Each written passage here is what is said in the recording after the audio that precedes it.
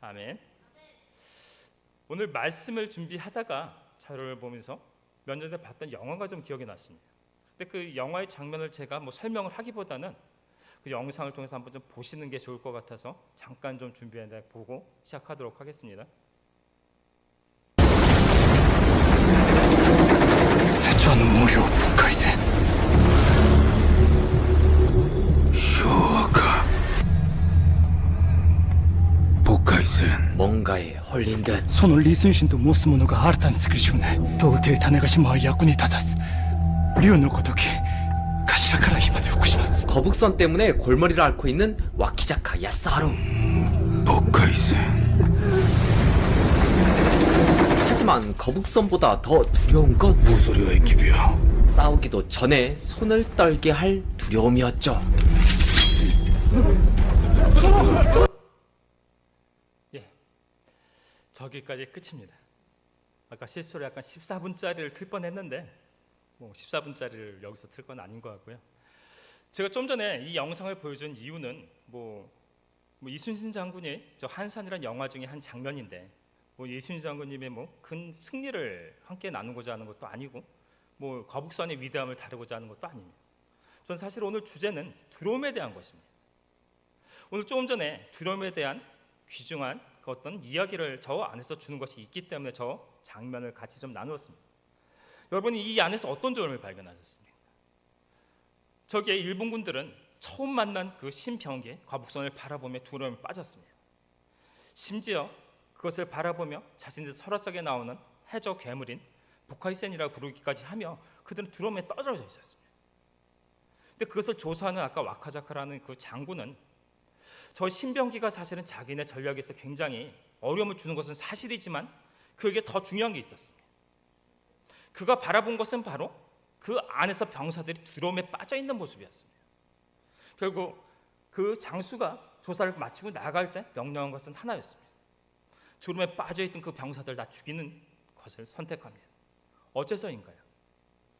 바로 그들은 똑같은 상황 속에서 거북선을 만나며 두려움에 빠져서 아무것도 못하고 싸우지도 못하며 또 그들의 두려움은 그 주변으로 퍼져나가며 많은 사람들 두렵게 말할 것이지 뻔했기 때문입니다. 오히려 그 모든 것의 두려움의 근원을 잘라버리는 방법을 선택한 것입니다.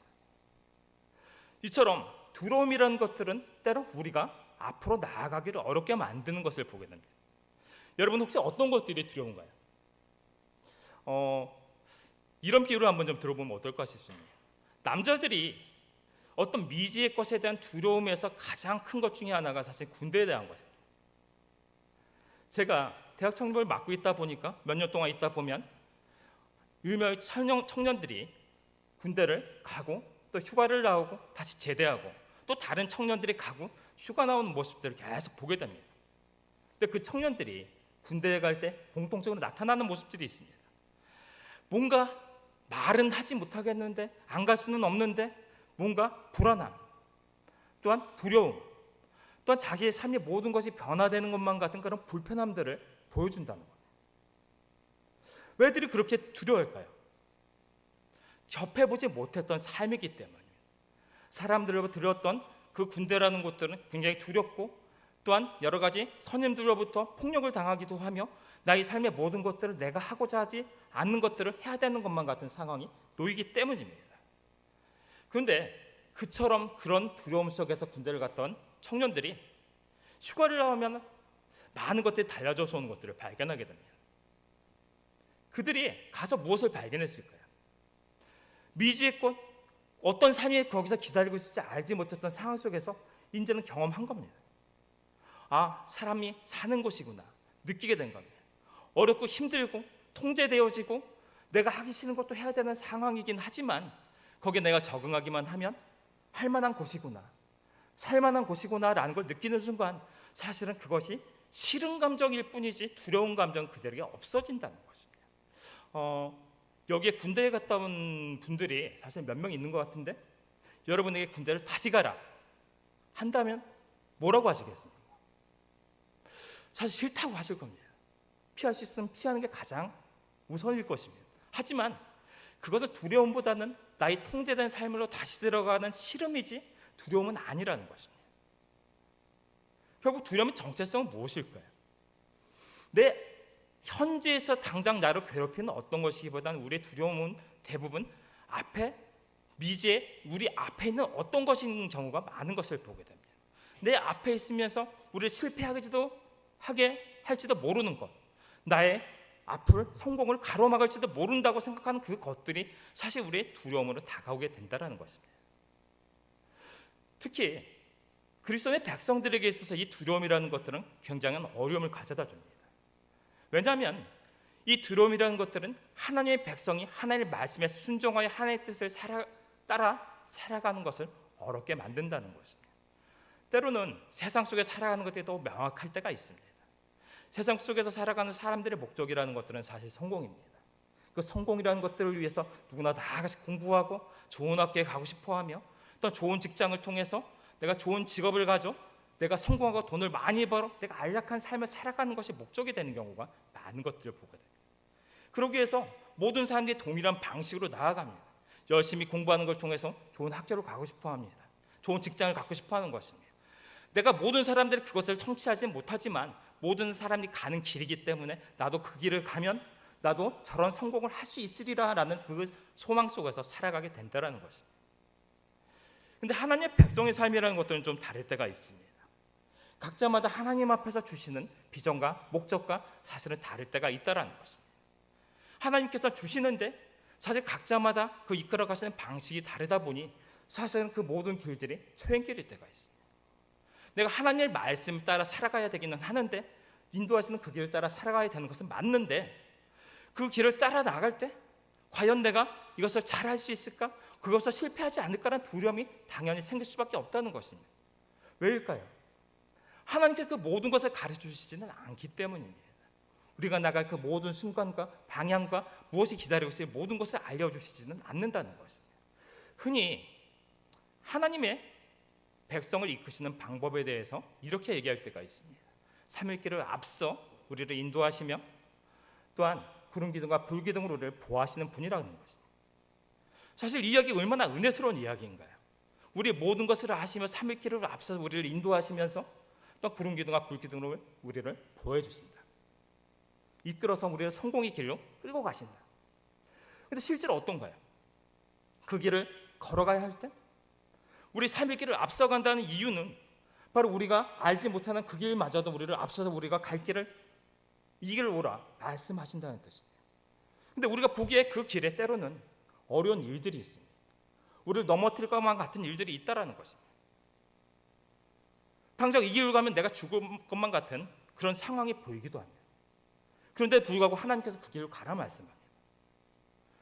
사실 3일 길을 앞서 인도한다는 것은 하나님에 대한 온전한 신뢰가 없으면 갈 수 없는 길이라는 뜻입니다.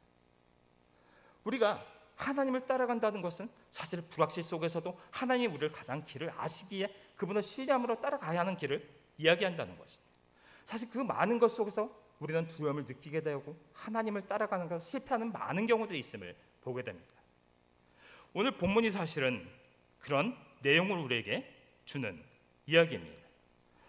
오늘 이 본문은 출애굽한 이스라엘 백성들이 광야에서의 삶의 이야기입니다. 근데 오늘 이 백성들은 슬픔에 빠졌다고 합니다. 또한 하나님께서는 분노하심으로 이 백성들을 징계하신다고 말씀합니다. 지금 이들이 있는 곳은 가데스 바네아라고 하는 평야입니다.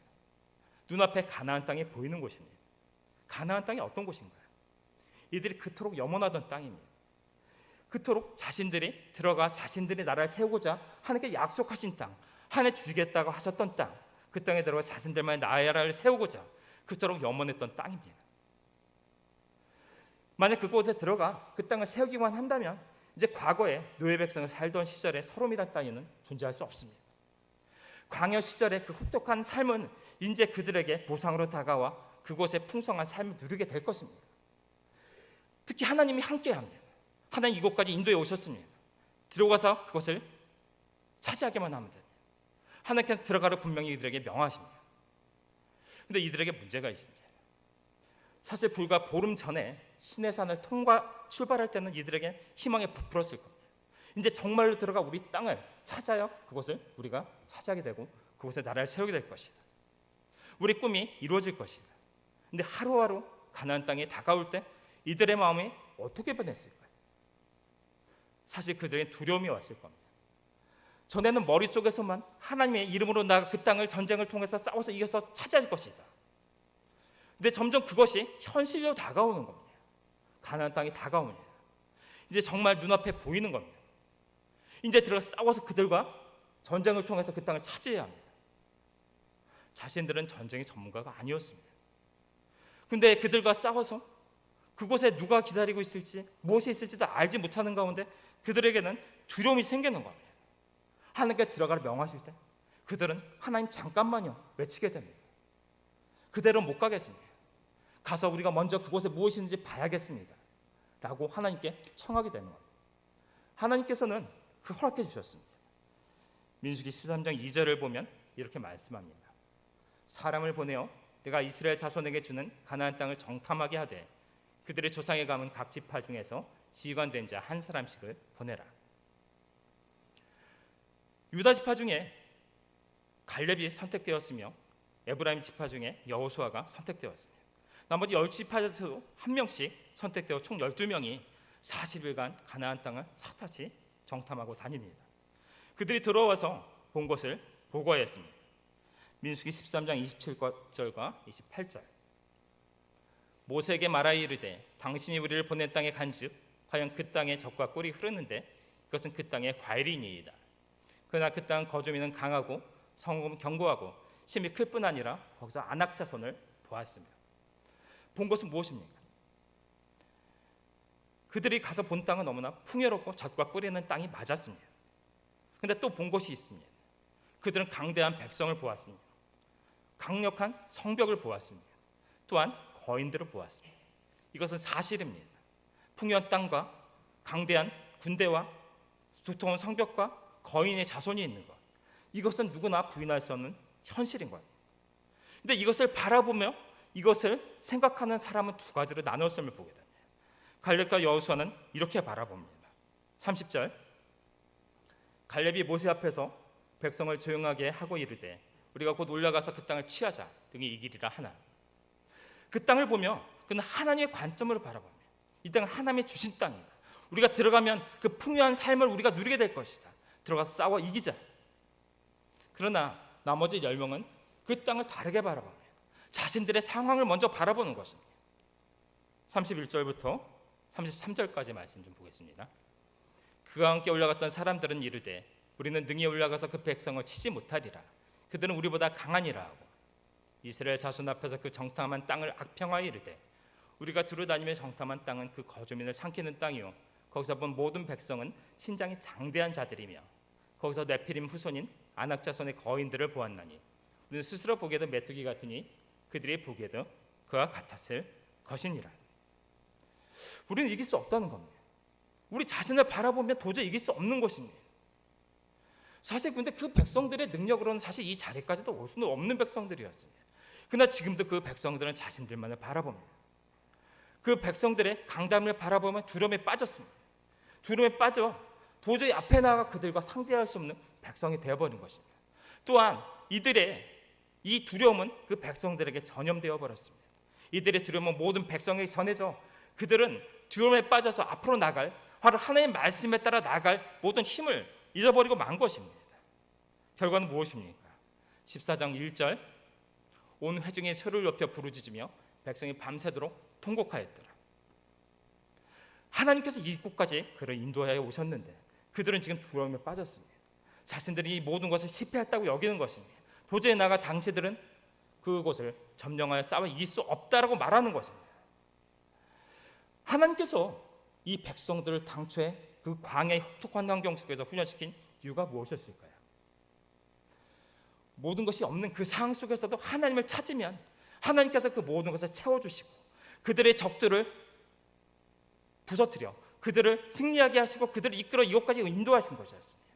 그 모든 훈련을 통해서 너희들이 마지막 바로 이 가나안 땅, 바로 주님이 주시는 그 땅을 들어가 너희가 승리할 때, 차지할 때 담대하게 나가 그곳을 너희가 하나님의 이름으로 나가서 차지하라는 것이었습니다.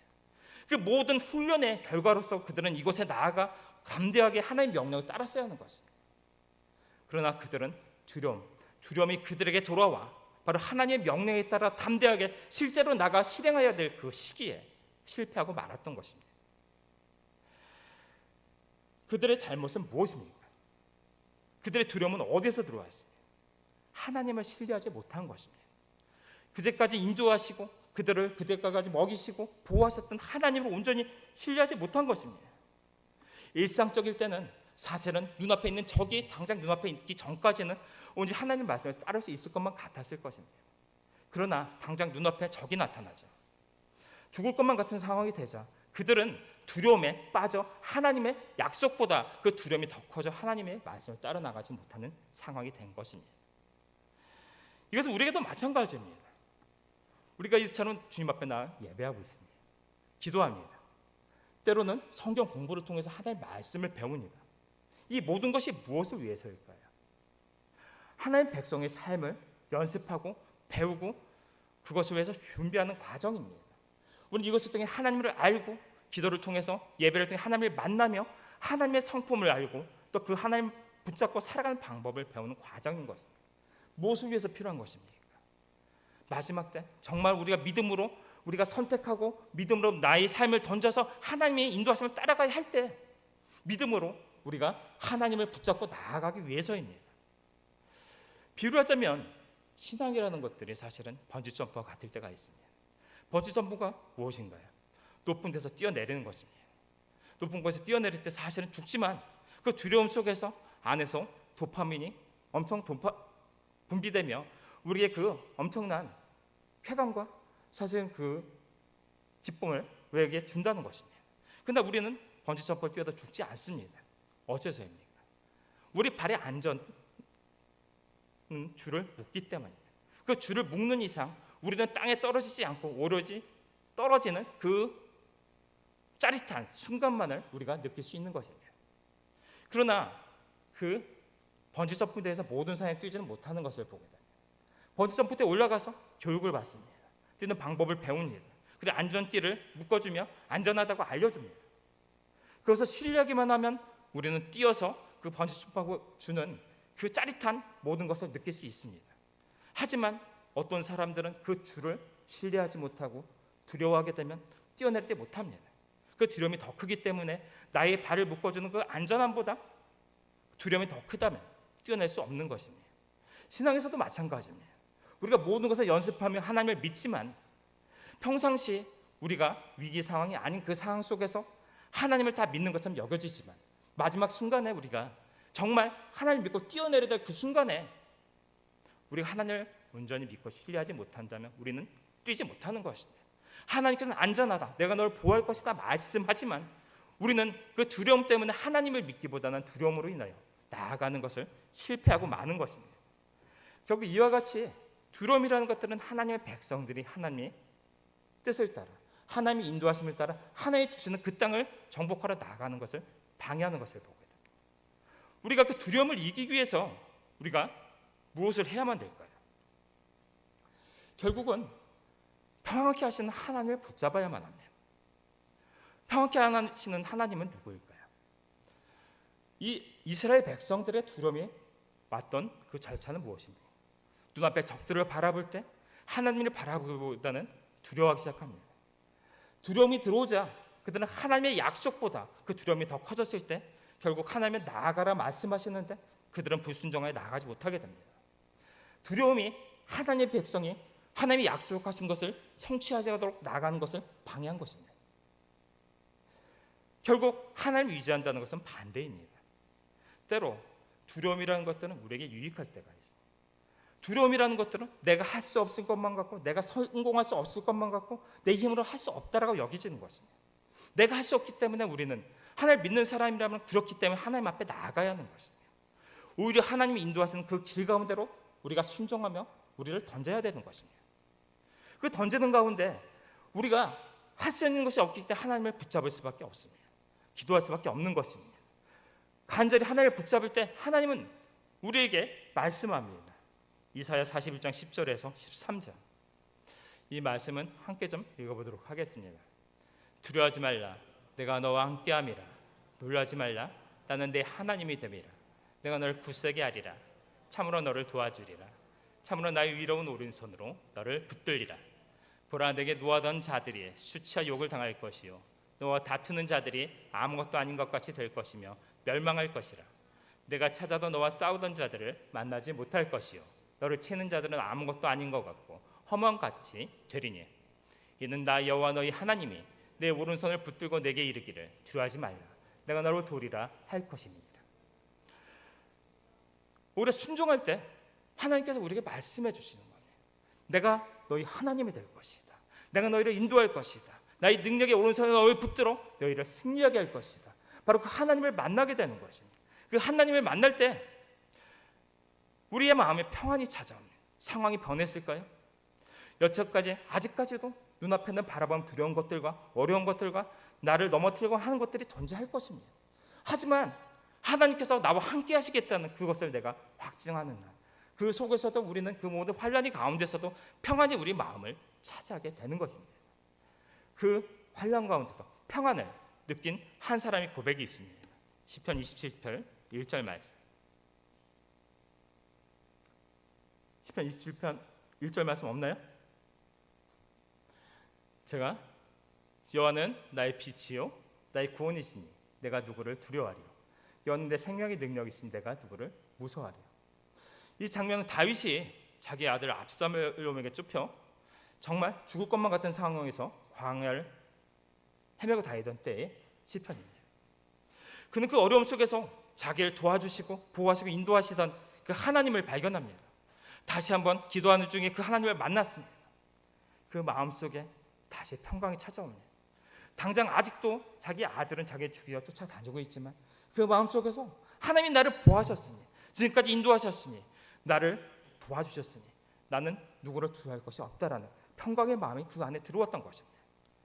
두려움이 있다면 바로 하나님을 붙잡아야 합니다. 하나님을 만날 때 하나님께서 우리를 평강을 주시며 그 평강 속에서 우리는 두려움을 떨쳐낼 수 있게 되는 것입니다. 또한 우리가 걸어가는 길 속에서 우리가 하나님께서 우리에게 목적을 주셨다면, 가나안 땅을 주셨다면, 확고한 비전과 목적을 주셨다면 그것을 확실하게 붙잡아야 합니다. 우리가 분명히 하나님이 인도하신 가운데 비전과 목적을 따라간다고 왔는데 때로는 그 길 가운데 막다른 길처럼 보이는 길을 만날 때가 있습니다. 어려움이 찾아올 때가 있다는 것입니다. 그때 사람들은 두려워하기 시작합니다. 내가 잘못 온 것은 아닐까? 내가 이처럼 어려운 일을 만난 것은 하나님의 말씀을 잘못 받은 것은 아닐까? 두려워하게 된다는 것입니다. 두려워하면 더 이상 나아갈 수 없게 됩니다. 그러기에 우리는 하나님의 목적을 주셨다면, 비전을 주셨다면 계속 기도함을 통해서 나의 비전과 목표와 내가 주신 하나님의 땅을 확실하게 붙잡고 가야 되는 것입니다. 그 목적지가 확실하다면 우리 앞에 어려움이 나타날지라도 나는 두렵지 않습니다. 그 목적지를 향하여 가는 것이 하나님 뜻이 맞기에 내가 그것을 붙잡고 나아가는 어떤 순간 속에서 하나님께서 나를 승리하게 하게 하실 것이며 이끌어 가실 것이기에 나에게 두려움은 사라진다라는 것입니다. 하나님을 붙잡아야 합니다. 확실한 하나님의 목적과 비전을 붙잡아야 합니다.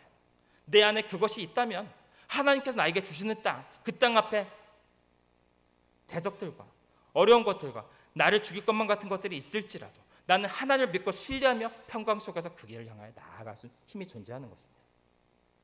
두려움을 이겨낼 수 있습니다. 우리 그리스도인 백성들이 하나님을 놓치면 두려움 속에서 앞으로 나아가지 못하는 상황이 된다는 것입니다. 오로지 하나님을 붙잡고 바로 하나님이 주시는 목적과 비전이 확실하게 그 땅을 붙잡고 나아가는 과정 속에서 우리는 하나님이 주시는 그 땅을 찾아며 나아갈 수 있는 것입니다. 오늘 말씀을 정리해 보겠습니다. 우리가 인생을 살아가다 보면 때로고 두렵고 힘들고 무서운 상황들을 만날 때가 있습니다. 분명히 하나님을 따라 열심히 살아왔다고 생각하는데 막다른 길에 다다를 때가 있는 것입니다. 때로는 그래서 한 발자국 더욱더 나아갈 수 없을 것만 같을 때가 우리 삶에 분명히 있습니다. 그러나 우리가 그 두려움 속에서 그 자리에 있는다 할지라도 뒤로 물러간다 할지라도 사실 그 문제는 해결되지 않는 것입니다. 우리가 만일 진짜 그 목적을 향해 나아가야 한다면 나의 방법보다 우리 하나님께 맡기는 것입니다. 하나님이 가장 좋은 방법을 우리에게 이끌어 주시는 것입니다. 그 하나님을 믿고 신뢰하며 나아갈 때, 그 하나님을 만날 때 우리 앞에 평강이 찾아오며 두려움을 이겨낼 수 있습니다. 그 하나님을 붙잡고 나아갈 때 결국은 하나님이 주시는 그 땅, 약속하신 그 땅을 우리가 결국 차지할 수 있는 그 모든 은혜가 우리 삶에 펼쳐지게 되는 것입니다. 여러분은 어떤 가나안 땅이 약속되어 계신가요? 나의 미래를 향한 비전과 가족들에 대한 문제와 또한 내 눈앞에 있는 여러 가지 문제들, 해결해야 될 것들, 그 모든 것들이 눈앞에 있다면, 근데 그 모든 것들이 방법이 없어 너무나 힘들고 어려운 상황이시라면 바로 그때, 바로 지금 그 순간이 하나님 앞에 나아가야 할 때일 것입니다. 나아가 하나님이 주시는 그 뜻에 따라 순종하며 맡기고 나아가는 것입니다. 또 세상 속에 나아가 바로 하나님 주시는 방법으로 열심히 살아가는 과정 속에 하나님께서는 우리 삶을 이끌어 우리를 성공하며 모든 두려움을 이겨내고 마지막 승리의 상까지 이끌어 가실 것입니다. 두려움 앞에 굴복하지 말고 믿음의 결단으로 순종하며 나아간 여러분의 삶 가운데 하나님의 성취, 하나님의 승리가 함께 하시는 승리자의 삶이 되시기를 예수님의 이름으로 축원합니다. 아멘.